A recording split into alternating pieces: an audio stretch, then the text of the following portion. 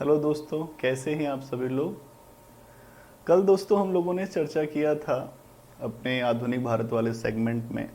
हम लोग चर्चा कर रहे थे कि कैसे बक्सर की लड़ाई के बाद जो है बंगाल में क्या स्थितियां बनी।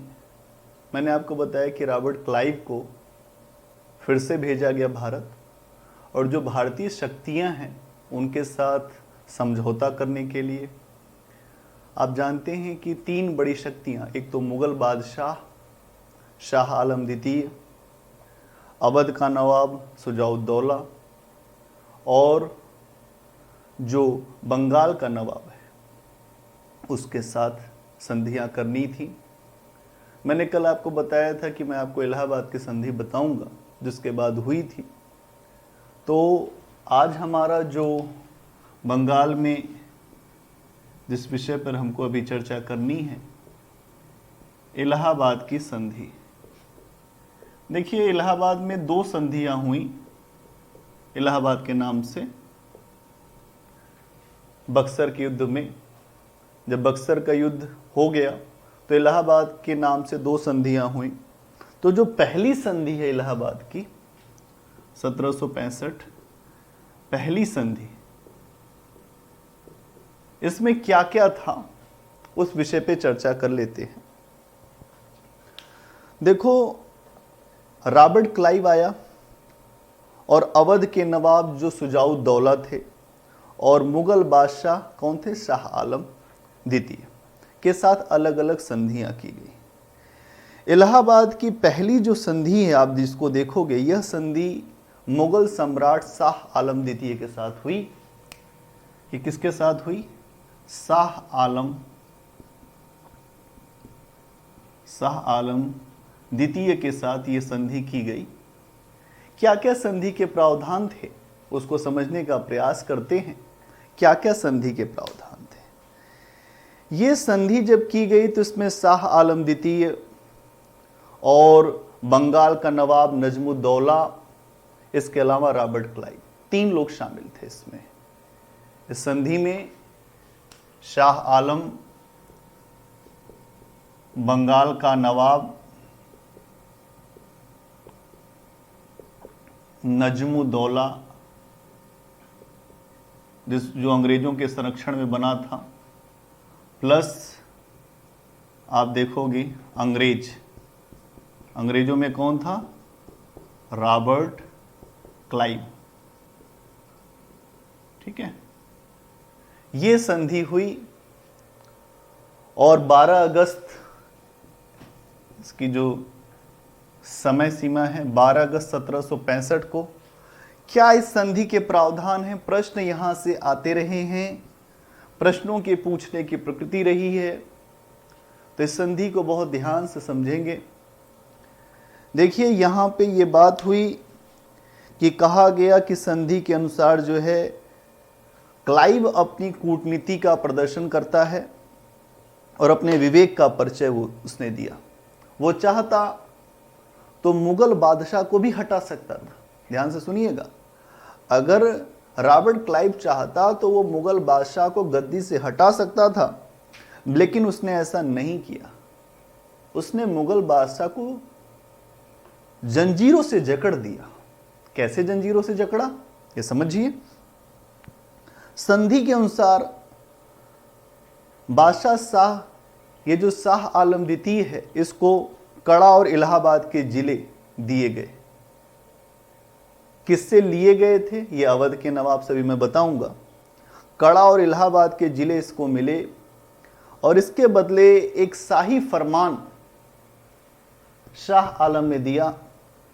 यहीं पे मुगल बादशाह, कुछ लोग नए होंगे तो उन्हें जो नहीं पता होगा तो ये समझिए ये मुगल बादशाह था। तो यहां पर क्या हुआ? संधि के अनुसार संधि की शर्तें क्या थी? संधि की शर्तें, ठीक है, क्या शर्तें थी? कड़ा और इलाहाबाद, कड़ा और इलाहाबाद, कड़ा और इलाहाबाद के जो जिले हैं आप देखोगे, कड़ा और इलाहाबाद के जिले बादशाह को मिले, मुगल बादशाह को, बादशाह को मिले। मैंने इसमें आपको बताया कि क्लाइव चाहता तो हटा सकता था, गद्दी से अबदस्त कर सकता था, लेकिन उसने चातुर्य का परिचय दिया, डिप्लोमेसी का परिचय दिया। वो जानता था कि अभी ऐसा करते हैं तो सभी भारतीय शक्तियां एक हो जाएंगी और हमें हटाने का प्रयास करेंगे, इसलिए उसने ऐसा नहीं किया। क्योंकि वो जानता था कि अभी मराठे सक्रिय हैं, हिंदुस्तान में बहुत सारे अन्य राज्य हैं जो हमारा विरोध कर देंगे और हमारा भारत में रहना कठिन हो जाएगा।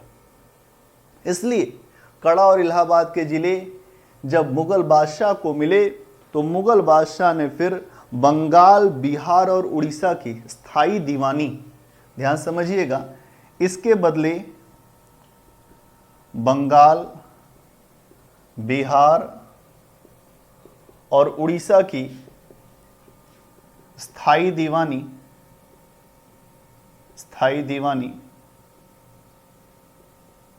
बंगाल, बिहार, उड़ीसा की स्थायी दीवानी अंग्रेजों को दे दी गई। अंग्रेजों को दे दिया गया। ठीक है, क्यों दिया गया? क्योंकि ये जो इलाके मिले उसके बदले अंग्रेजों ने, यहां पर आप देखोगे कि अंग्रेजों को विशेष लाभ प्राप्त हुआ और इसके बदले कंपनी ने मुगल बादशाह को 26 लाख रुपए वार्षिक देना स्वीकार किया। इसके बदले 26 लाख रुपए, शाह आलम को 26 लाख रुपए वार्षिक देना कंपनी ने स्वीकार किया।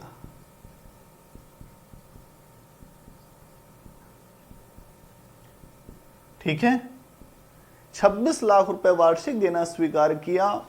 फिर आप देखोगे इसके अलावा कंपनी को उत्तरी सरकार हैदराबाद के पास में उसकी भी जागीरदारी दी गई। और क्या हुआ? बंगाल, बिहार के अलावा कंपनी को उत्तरी सरकार कहां है? हैदराबाद के पास में। हैदराबाद के पास यहां की भी जागीरदारी कंपनी के हाथ लग गई, कंपनी के हाथ में दी गई। ठीक है, मतलब एक हार से आप देखिए जो भारतीय शक्तियां यहां तीनों हारी, उसके बाद क्या क्या हो रहा है, इस बात को समझने की जरूरत है। ठीक है, तो ये इलाहाबाद की पहली संधि है। क्या समझ गए होंगे? मुझे लगता है इसके अलावा कुछ नहीं है। बहुत आसान सी बात है कि बक्सर की लड़ाई में जब भारतीय शक्तियां हार गईं तो रॉबर्ट क्लाइव को भेजा गया और रॉबर्ट क्लाइव के मध्य आप देखोगे रॉबर्ट क्लाइव, शाह आलम, बंगाल का नवाब नजमुद्दौला, इन सब के साथ बैठकर इलाहाबाद की पहली संधि की गई। बहुत सारे लोगों को यही नहीं पता है कि इलाहाबाद में एक संधि हुई थी कि दो संधि हुई थी। तो इलाहाबाद में दो संधियां हुई थी। पहली संधि ये थी 12 अगस्त 1765 की। ठीक है, आगे चलते हैं, ध्यान देंगे तो सारी बातें आपको क्लियर हो जाएंगी। जितना आसान करके आप पढ़ोगे उतना ही बेहतर रहेगा आपके लिए। चीजों को कभी बहुत ज्यादा मुश्किल समझने की जरूरत नहीं है, उसको आप आसान करके दिमाग में अपने पहले ये बात बिठा लीजिए कि कोई ऐसी चीज नहीं है जो आपको समझ में नहीं आएगी, सब कुछ आपको समझ में आएगा। अब बात करते हैं इलाहाबाद की जो दूसरी संधि थी, द्वितीय संधि। ठीक है, दूसरी क्या इसमें मामला है? ये देखोगे 16 अगस्त को हुई, 16 अगस्त 1765। उसको आपने देखा था कि वो कितने तारीख को हुई थी? 12 अगस्त को हुई थी। तो 4 दिन के बाद ये दूसरी संधि की गई। ठीक है, 4 दिन के बाद दूसरी संधि इलाहाबाद की गई। इस संधि के विषय क्या थे? ये संधि हुई, कौन बचा है? अंग्रेज तो वैसे ही हैं, Robert Clive plus Shujauddaula. Shujauddaula, ठीक है। शुजाउद्दौला कौन है? अवध का नवाब है। शुजाउद्दौला के मध्य हुई। इसमें आप देखोगे यहां पे क्या संधि रखी गई इसके सामने, इससे आप देखोगे कि कड़ा और इलाहाबाद के जो थे जिले, जिसको उन्होंने मुगल बादशाह को दे दिया था पहले ही, कड़ा और इलाहाबाद के जिले देने का एक वादा लिया गया कि कड़ा और इलाहाबाद के जिले, कड़ा और इलाहाबाद के जिले इससे लेकर अवध के नवाब से, इससे लेकर मुगल बादशाह को दिए जाएंगे। ठीक है, पहली चीज तो यही है। फिर क्या होता है, दूसरी चीज आप देखोगे कि यहां कहा गया कि युद्ध के क्षतिपूर्ति के रूप में, युद्ध के क्षतिपूर्ति के रूप में 50 लाख रुपए अवध का नवाब देगा, अवध का नवाब देगा। ठीक है, क्योंकि ये माना गया, देखिए आपने देखा हो इलाहाबाद की पहली संधि में मुगल बादशाह के ऊपर कोई क्षतिपूर्ति नहीं डाली गई, लेकिन इसके ऊपर 50 लाख रुपए की क्षतिपूर्ति डाली गई। और चुनार का किला एक बड़ा ही मजबूत किला था। चुनार के किले पर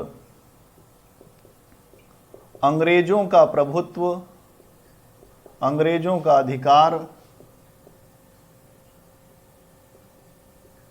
मान लिया गया।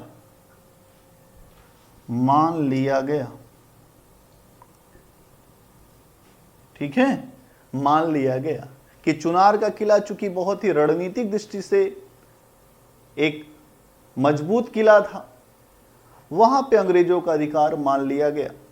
इसके अलावा अवध में, जो अवध का पूरा इलाका था, वहां कंपनी को बिना चुंगी दिए व्यापार करने का अधिकार मिला। यहीं पे कर दीजिए, अवध में, अवध के क्षेत्रों में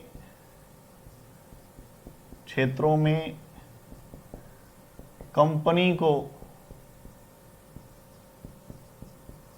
बिना चुंगी दिए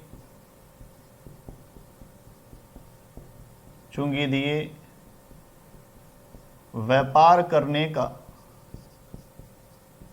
अधिकार दिया गया। तो आप समझ पा रहे होंगे कि अंग्रेजों ने किस प्रकार अपने लिए अधिकार प्राप्त कर रहे हैं वो। ठीक है, और क्या होता है, गाजीपुर और बनारस की जागीर को कंपनी की सुरक्षता में बलवंत सिंह को दिया गया। यहीं पे देख लीजिए, गाजीपुर और बनारस की जागीर को कंपनी के संरक्षण में, ध्यान से सुनिएगा, कंपनी के संरक्षण में बलवंत सिंह को दिया गया।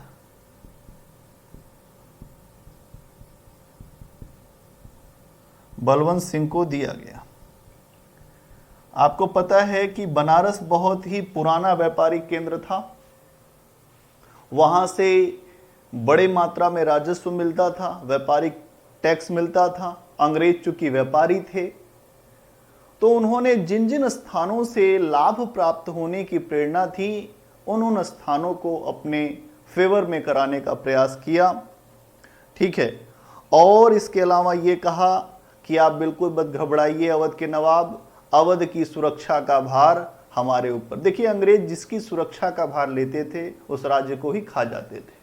तो समझिएगा, कहा गया इसके बाद अवध की सुरक्षा का भार, अवध की सुरक्षा का भार अंग्रेजों का है, अंग्रेजों का है। सोचिए, ये बात आ गई कि अवध की सुरक्षा का भार अंग्रेजों का है और इसके लिए जो सेना हम रखेंगे उसका खर्च नवाब उठाएगा। इसके लिए सेना का खर्च नवाब उठाएगा। ठीक है, अवध की सुरक्षा का भार अंग्रेजों का है, इसके लिए सेना का खर्च नवाब उठाएगा। देखिए, यहां पर भी आपको समझना पड़ेगा, इसके बदले जो है अंग्रेजों ने अवध का राज्य नवाब को दे दिया। ये सभी कदम जब उठाए गए तो इसके बदले ये जो राज्य है अवध का, अवध के राज्य को वापस कर दिया गया नवाब को। ठीक है, और उल्लेखनीय है यहां पे, इस बात को भी समझना पड़ेगा हमें कि अगर क्लाइव यहां पे भी चाहता तो सीधे मिला लेता, जैसे वो मुगल बादशाह को चाहता तो उसी समय घुटने पे बिठा देता, लेकिन नहीं बिठाया। कहते हैं कुछ होशियार लोग होते हैं और कुछ लोग मूर्ख होते हैं। होशियार और मूर्ख में इतना ही अंतर है कि मूर्ख जो है वो बहुत जल्दी निर्णय लेकर अपने आप को समाप्त कर देता है। होशियार लोग जो हैं समय का इंतजार करते हैं, समय से पहले कोई कार्य ऐसा नहीं करते हैं जिससे कोई नुकसान हो जाए। तो रॉबर्ट क्लाइव की होशियारी, उसका चातुर्य आपको दिखाई देगा हर जगह। इंग्लैंड से फिर भेजा गया 5 साल के बाद। क्यों? क्योंकि उसकी योग्यता से बहुत प्रभावित थे। आपको याद होगा जब मैंने यूरोपीय कंपनी बताया था तब भी क्लाइव की ही योग्यता के कारण फ्रांसीसियों को धूल चटाई गई थी। तो यहां इस बात को समझना पड़ेगा। क्या हुआ? अगर वो ऐसा करता कि अवध के नवाब को हटा के सीधे अंग्रेजों के राज्य में मिला लेता अवध क्षेत्र को, तो उससे कई समस्या हो सकती थी। पहले तो मराठा बहुत ज्यादा शक्तिशाली थे, तो मराठा का आक्रमण होता। ठीक है, और इसीलिए अंग्रेज अभी पूरी तरह से शक्तिशाली नहीं हुए थे। तो अंग्रेजों को यह लगा कि अगर अवध क्षेत्र रहेगा तो, ऐसे समझिए, अगर अवध क्षेत्र रहेगा तो इधर अंग्रेज हैं और इधर मराठा हैं, तो ये जो इलाका होगा ये बफर स्टेट के रूप में काम करेगा और इससे हमारे बीच में युद्ध नहीं होगा। युद्ध नहीं होगा और ये युद्ध तब तक न हो जब तक हम पूरी तरह से शक्तिशाली न हो जाए। इसलिए अंग्रेजों ने अवध क्षेत्र को सीधे नहीं मिलाया। यहां यह बात भी समझने की आवश्यकता है। यह है इलाहाबाद की दूसरी संधि। क्या समझ में आ गई? ठीक है, तो इलाहाबाद की दूसरी संधि हो गई है, तो हम इसको मिटाते हैं और अब बात करेंगे द्वैध शासन की।